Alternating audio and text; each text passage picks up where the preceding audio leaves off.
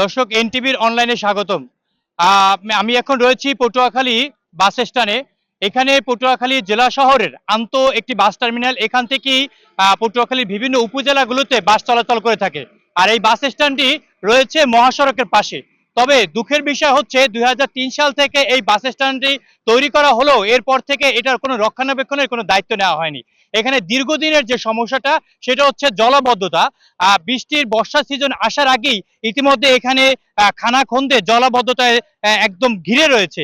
আমরা যদি আপনাদেরকে দেখাই যে এখানে যে বাস টার্মিনালের যে বাস গাড়িগুলো রয়েছে তার পাশেই কিন্তু এই জলাবদ্ধতা রয়েছে। এখানে যে যাত্রীরা ওঠানামা করে থাকে সেই জায়গাটাতেই কিন্তু এখানে এই খানাখন্দে ভরা রয়েছে। এই দীর্ঘদিনের সমস্যা সমাধানের উদ্যোগ এখন পর্যন্ত কাউকে নিতে দেখা যায়নি। তবে বাস স্ট্যান্ডের যে এখান থেকে প্রতিদিন প্রায় ১০ থেকে ১৫,০০০ মানুষ আসা যাওয়া করলেও এর ভোগান্তির শিকার হচ্ছে কিন্তু সাধারণ মানুষ এবং এখানকার যাত্রীরা। আমরা যদি আপনাদেরকে একটু দেখানোর চেষ্টা করি যে ঠিক যে জায়গাটিতে বাসগুলো থামিয়ে রাখা হয় সেই জায়গাটিতেই কিন্তু এই পানি এবং জলাবদ্ধতা, এতে করে কিন্তু অনেক দুর্ঘটনার শিকার হয়েছে এবং দুর্ঘটনার কিন্তু ঘটার সম্ভাবনা বেশি থাকে। তবে এই যে খানাখন্দে জলাবদ্ধতা যদি আপনাদেরকে আমরা একটু বলে রাখি যে গতকাল একদিনের বৃষ্টিতেই কিন্তু এই ধরনের সমস্যা তৈরি হয়েছে। সামনে বর্ষা মৌসুম আসতেছে, এখানে কিন্তু যে কি পরিমাণ কষ্ট সাধারণ মানুষের হবে যা বলে শেষ করা যাবে না। আমরা যদি একটু এখন একজন এখানকার যদি একজনের সাথে কথা বলি, আপনি এখানে কি করেন, এখানে আসছেন কেন? এখানে আমি শ্রমিক বাস টার্মিনালে। আচ্ছা, এই যে বাস স্ট্যান্ডের এই অবস্থা, এটা কেন হয়েছে কি বিষয়টা যদি বলতেন? এটা ঘটনা হয়েছে মূলত আমাদের শ্রমিক ইউনিয়নের যে কর্মকর্তারা তারা কোনো উদ্যোগ নেয় না। যেটা বাস স্ট্যান্ড না গরুঘর না ময়লাখানা না কি না না মানুষ বাস করে, এরকম কোনো উদ্যোগ নেয় না বিধায় এই অবস্থা আমাদের দুর্ভোগ। শ্রমিকেরও কষ্ট, যাত্রীর কষ্ট, সবার কষ্ট, মানে এত দুর্ভোগ যা বলার মতো না। আমাদের নেতাকর্মীরা কোনো উদ্যোগ নেয় না। ওই কোন বড় লোক ছিল ২ ট্রলি মাল দিয়ে গিয়েছিল ওই বরিশালের কাণ্ডের ওই সাইডে, একটু উঁচু আছে, কিন্তু আমরা যখন গাড়ি বাইর করবো ট্রিপে যাবো গাড়ি বাইর করে কোনো লাইন নেই। এই যে আমার গাড়ি ডান বাইর করবো কোমরও মান গাথা, আর আমি কিভাবে গাড়িটা বাইর করবো আর কিভাবে যাত্রী উঠবে গাড়িতে। আমরা খুব দুর্ভোগে আছি। আমরা শ্রমিক যারা আছি পটুয়াখালীর, আমরা খুব কষ্টে আছি এখানে। দর্শক, আমরা শুনছিলাম যে এখানকার যে শ্রমিক যারা রয়েছেন বাস স্ট্যান্ডে যারা চলাফেরা করে থাকেন, আমরা যদি এখন আরেকজনের সাথে একটু কথা বলি। এই যে ভাই, এই যে বাস স্ট্যান্ডের যে অবস্থা, এটা কতদিন ধরে এবং ভোগান্তির শিকার হচ্ছে কারা? এটা বহু দিন ধরে এই ভোগান্তিতে সবাই ভুগতে আছে, কিন্তু কেউ কোনো কাজকর্ম করে না। কিন্তু এখানে জনগণ সবাই এখানে ভোগান্তিতে আছে। সবাই ভোগান্তিতে আছে। এটা হ্যাঁ। কত বছর ধরে রয়েছে এটা? বহুত বছর। বহুত কোন বছর। হ্যাঁ।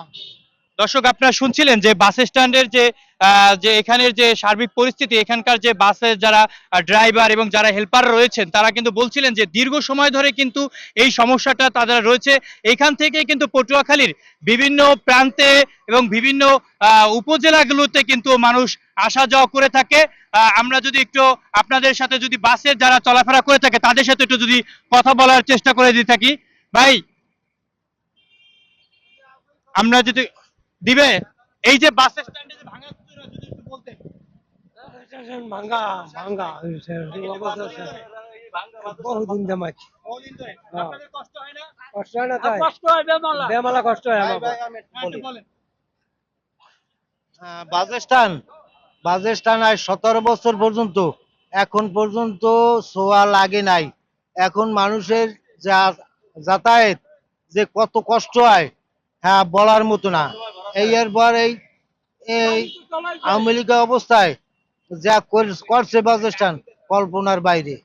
এখন আমাকে সাধারণ পাবলিকের সুবিধার্থে যা দরকার হয় আপনারা এটা একটু ব্যবস্থা করবেন, এই বলে আমার কথা শেষ করলাম। দর্শক, আপনারা শুনছিলেন যে এখানের যে বাস স্ট্যান্ডে যে যাত্রী এবং যারা বাসের ড্রাইভার রয়েছে তারা কিন্তু বলছিলেন যে এই খানাখন্দে ভরা কিন্তু তাদের দীর্ঘ সময়ের ধরে এই অবস্থা বাস স্ট্যান্ডের। এখানে কিন্তু এখান থেকেই কিন্তু কুয়াকাটা সহ বরিশাল সহ যাতায়াত করে থাকে সাধারণ মানুষ সহ যাত্রীরা, এবং পর্যটন সম্ভাবনাময় একটি জেলা হচ্ছে পটুয়াখালী।